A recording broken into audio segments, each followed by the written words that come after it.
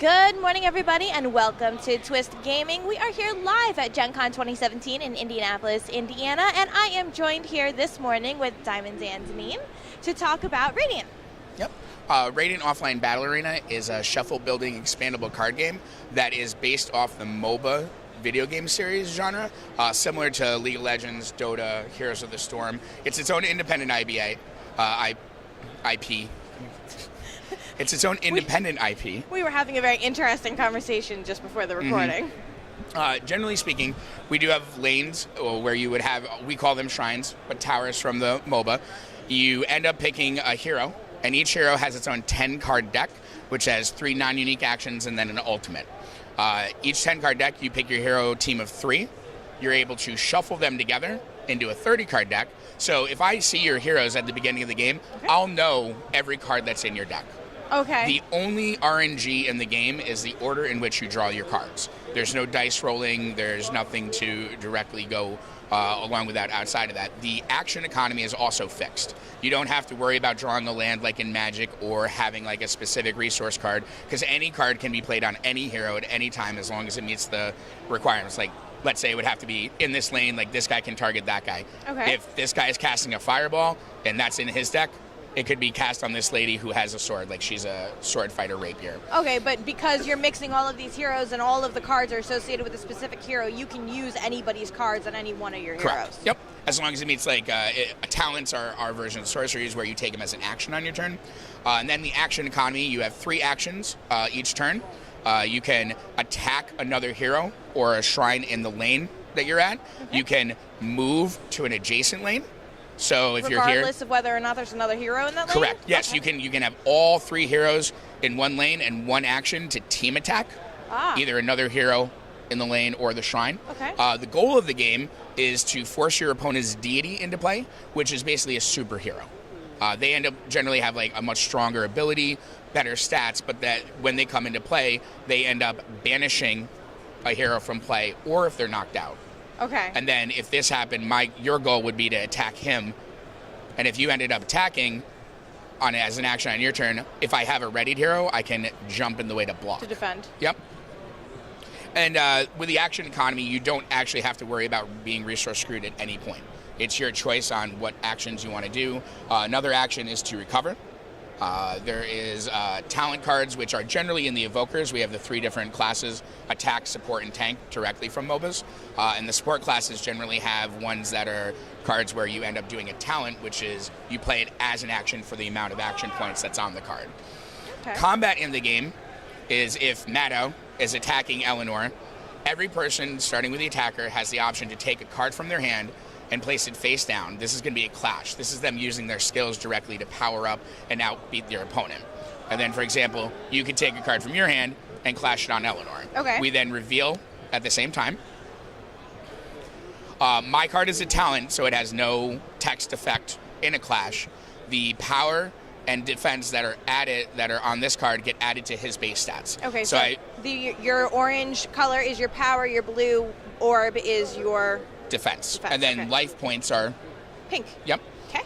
And then, so this is a 1-2. He's a 3-0 base. He'd become a 4-2. She is a 2-1. You put down a 2-2. So you're a 4-3. So I would do 1 damage to you. And you would do 2 damage to me. Oh, I'm okay with this now. Yep. And then these cards go to the discard pile of their respective players. And then if I had another action point, I could ready him to attack again. Okay. Or if that was my last action, at the end of your turn, generating power. Power is the resource that you use to level up your heroes. Each hero has a set 2-sided, which they generally get like better stats and a better ability. Brand, for example, his base trait is whenever a hero recovers, he heals 1. Okay. And his experience version has more attack, more health, but it says whenever you recover, you heal 2. Okay. And Maddo, being a tank, whenever he takes damage from an opposing hero, either defending or attacking, he readies. So they have good synergy together. Okay. He's a tank where he wants to get damaged. Eleanor is a tank that when you block, you end up losing your printed power stat for that clash. Okay. Simply based on the fact that you're like taking the effort to like jump in the way of an oncoming attack. But her trait says she actually still gets to keep it while blocking because she's like a super defensive paladin. Okay. In that way. And then we have offensive people. Portia, she's a duelist. Aitutia is an ocelot who has stone gauntlets and likes to punch things in the face. Also likes to kick. Generally speaking, whenever one of your heroes, let's say your turn went badly, okay?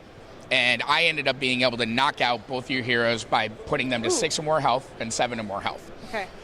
At the end of your turn, you can voluntarily destroy one of your shrines, getting the effect that's on the other side, and you can bring back all knocked out heroes back into play at any location that you want. So I'm doing both. I'm drawing a card for this specific temple as well as bringing back my heroes. Correct. So that means you won't get an action phase when they come in because it's already past that because it's during the revive step, but it allows you to be able to set up, like let's say I overcommitted here, I can put 2 people here, so to defend that I would at least need to take an action to move Matto over, maybe move Bran over to cover that. There are going to be some turns where it's going to be fairly quick where it's like recover, move, just so I can position myself for future turns, since you don't really have to worry about RNG outside of what's in your opponent's deck, which you know based on what they have. Now, the bad thing about destroying your shrines or having your shrines lost is that when the last shrine is destroyed on your side, your deity is forced into play. Okay. So as an action, you can either bring them into play on your turn, and they would have a manifestation ability. This one, you would gain 5 power, for example. The Oracle, you actually draw 3 cards and then cycle a bunch. So they have generally good abilities going on. You also get 2 power for knocking out an enemy hero. If you have a support player in play, which is the Evoker class, at least 1 at the beginning of your turn, you generate 1 power. So the Evokers being support, they're squishy, so you generally want to try and protect them because if you only have 1, you won't get them. Yeah, I mean, he is a bear, but Matto's a bit big hulking and she's got armor. You know, he's more of a druid trying to do your thing. And that's the long and short of it. The game's beauty really comes with the fact that it comes down to the decisions that you make and how they cascade down into the future, where I'm like, okay, I'm going to move Matto here, and I'm going to try and take out your shrine. If you defend, that's great, but that was 2 actions for the turn, so do I move Portia over here to defend against Eleanor, or do I want to ready Matto to protect Bran? Or take an action directly from my hand? And by doing that, if I leave these 2 committed, you could come over here with Eleanor, ready Aitutia, take out my conduit, or try and attack one of my heroes. That's very cool. It's been getting a pretty good reaction. Yeah? Yeah. We ended up having a draft tournament yesterday from 8 people who had demoed. Okay. And we ended up being able to give them one of our promos. Awesome. What the other aspect of the game is coming with the 9 base heroes. We're looking to do a Kickstarter at the beginning of 2018, end of January, early February. The MSRP that we're looking at is $45 for the entire set. You get everything from the base set, and then we're looking at having 1 expansion, and our expansions are going to be 3 new heroes. Okay. So each hero obviously would come with a 10-card deck, and they also have an item theme to them that you can spend power that after you revive, you can bring them into play. Okay. So you have the ability, just like in League of Legends, you can go to your cash shop and upgrade your heroes. If your hero has an item and is leveled up and gets knocked out, if you bring them back, they come back with the item? They come back with the item and leveled up. Yep. Oh, that's very cool that you don't lose those buffs. No, not at all. The effort that you made to like level up, farm, etc., directly carries over into later in the game. And it matters that if you have Portia out and your Storm Dragon comes in, do you want to banish her because she's out of play so you don't have to take an action later to bring her back? Or do you want to maybe take out Bran and then bring her into play at a later time? Makes sense. Tell me a little bit about the promo cards that are here. So right here you can see the original version of Bran is Grizzly Bear. He has 2 sides. He's super angry on the back one because he's powering up. The promo that we have for the base set is a Polar Bear Bran, and the opposite side is him doing a similar punch. Matto is a Native American Berserker themed, and then in his alt art he is actually a luchador. So, and they each have titles on each side. For example, Bran's experience is Voice of the Wilds, and his experience here is Voice of the Storm. Matto's experience is Unstoppable Force, and his experience here is Tepe del Toro. So, we end up having fun. Another version of Bran we're currently working on art-wise is a circus Bran that would be on like a ball. We also have a plan for a panda bear with a monocle, top hat, and cane. That's lovely. Yeah, Matto's going to have a big biker version where he's going to be riding like a giant Harley. We end up having like Corvus is a Fell Drake. He turns into a dragon. We could have him turn into something else. Aitotia is going to have a super cute kitten version. You're going to absolutely love it. And that's where we're looking, where the price point to entry of the game is low. Like the expansion for 3 heroes, $15 or so. That's what we're looking at based on production costs. But after that, you'll be able to customize your deck just like skins in League of Legends or Dota or M. How are you coming up with the ideas for the heroes and for the decks, the actions that they get that come along with the decks for them? The game is designed by Jack Murray, who's from Ireland. He's currently getting his PhD in game studies from Cork University. And he was a longtime Legend of the Five Rings player back when it was with AAG. And he absolutely loves MOBAs. And he's played extensively and researched them, League of Legends, Dota 2, Heroes of the Storm, Paragon, Smite, and he has taken basically all that knowledge, and currently we have the first 9 finalized. We have the next 3 close to finalized playtest versions, and then he has another 18 to 21 heroes. Jack is the brainchild. He's the one who put it all together, making sure that the RNG in the game is minimized but still impactful. But it's not going to determine the game. It's your decisions and how you move and how you play your cards in the turn. So when it comes to like the actual expansions, we're looking to have like 1 attack, 1 tank, and 1 support, generally speaking, in each expansion, because we want to keep the numbers similar. Yeah. Another great aspect of the game is that right out of the back, it is draftable. So let's say you and I sit down, we bring our heroes. Right. I can be first. I want to pick Corvus, so I would get Corvus and his deck on my side. Okay. You can then pick Eleanor. Okay. And then we would keep going until we each have 3 heroes. 2 of the heroes could be left out. The deities can either be chosen before you draft, or you can be randomly dealt. And that's where we had our draft event yesterday, where we were able to actually have 8 people go back and forth and actually draft the decks that they wanted. You then pick the items, because each hero has their own item. Generally speaking, when you're playing, your items and your deity are face down. So okay, I don't know what the items are that I'm going to have. Right, I mean, or unless the you know how comfortable you are with the deck. Right. Well, and the opposing, the one telling sign for your deity is that each shrine has 3 symbols attached to it. Okay. And your god has the power Same club symbol. here. Storm Dragon has the lightning bolt. Okay. So we actually share this shrine. There we go. There it is. Ancient Wisdom. However, you do not have the gift of the elements. So every deity has 3 shrines, unique combination to them, but they generally share. So you can start to deduce what deity your opponent may have as the game goes on. Talk to me a little bit about the shrines. I Sure. know we talked a lot about the action and the fighting mechanics and what have you, but maybe not so much about the shrines and what the impact those have to the game. So the shrines represent the deity's conduit into the battle arena. Okay. And they are what they need to protect and still draw power in from themselves. The shrines represent the most common term in MOBAs is the tower. Like tower end up going, each conduit has 5 health. When you attack it, it deals 2 damage to every attacking hero, like laser beaming, pew pew. So if you team attack with these 2, each one will take 2 damage because they have no armor. However, if you have Eleanor, where we put her right here, if she attacked, she would only take 1 damage because she has that.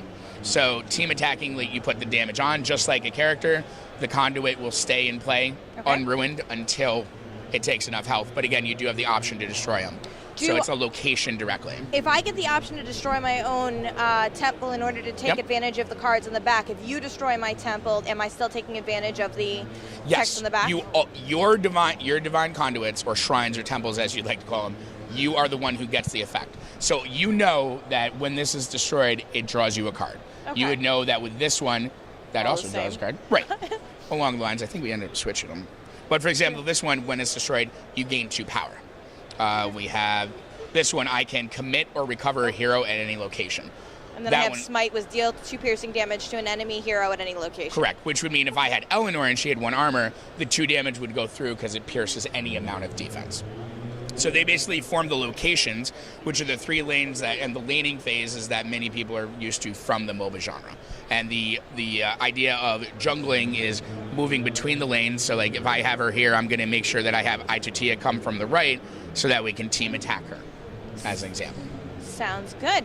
If people are interested in the game, how can they find out more? Currently we are on social media. All of our information is at /RadiantOBA. Our website will be launching in early to mid-September. Okay. We are also going to be doing a print and play where we're going to be putting out 2 different versions of the entire base set of 9 cards, one of them in black and white, to help the printer. And then if you want the fancy artwork with the colors, you can put that out. And we're going to be holding events throughout the fall across the world. We should be at a convention in Dublin in Ireland in October. We may be at PAX Unplugged, so we would have a few events there. And we would have our own decks, but if you guys want to print at home, like our goal leading up to the Kickstarter is to make sure that the players are engaged. We want a community, a strong foundation going in so that when we go to our Kickstarter, we're not going to be doing a Kickstarter where it's like, hey, this is our great idea. And usually it's a great idea, but this is what I need to make the game. Right. And this is a stretch goal that will be added on. The game will be ready for print, so as soon as the Kickstarter is funded, hopefully, I'll be able to send on that email. It'll go off to the printer, and within, I believe, printing like 5 to 6 months, we directly have it down, along with obviously the stretch goals, but pre-planned so that they are available, already play-tested, so it will not delay the release of the game. Can you talk to me a little bit about the setup for the tournaments that you guys are doing at the convention? So if I wander over to the booth and I want to get involved, I want to play the game, how do I get involved in the tournaments? Generally speaking, the draft tournaments, we'd like 4 people. The winners do get to pick one of the pre-production promos, either a Polar Bear brand or a Luchador Maddow. You would sit down. We're doing draft tournaments currently because constructed would be a little bit more difficult simply based on the number of decks we have printed. But you could sit down. We'd be able to do the draft as explained. It's a little bit more detailed than that, but that's generally. And if you wanted a demo before the game, of course, we'd be able to do that. And any event that we have in the future, particularly at any convention in October, November that we'll be at, or early next year, even running into Origins or Gen Con, we will have the cards available for you to play. Okay. So you don't necessarily need to do the print to play on your own, but you're more than welcome to. Very cool. Dan, is there anything else you'd like to make sure our audience knows before we say goodbye? Hey, just try the game. If you like it, let us know. And if not, let us know why you don't like it, because it's important to know that also so that we can strive to improve the game and make it a better experience for the players across the world. Sounds great. Dan, thank you very much for your time. No I really problem. appreciate it. Hope your Gen Con was great. Yes, thank you. It's been really good.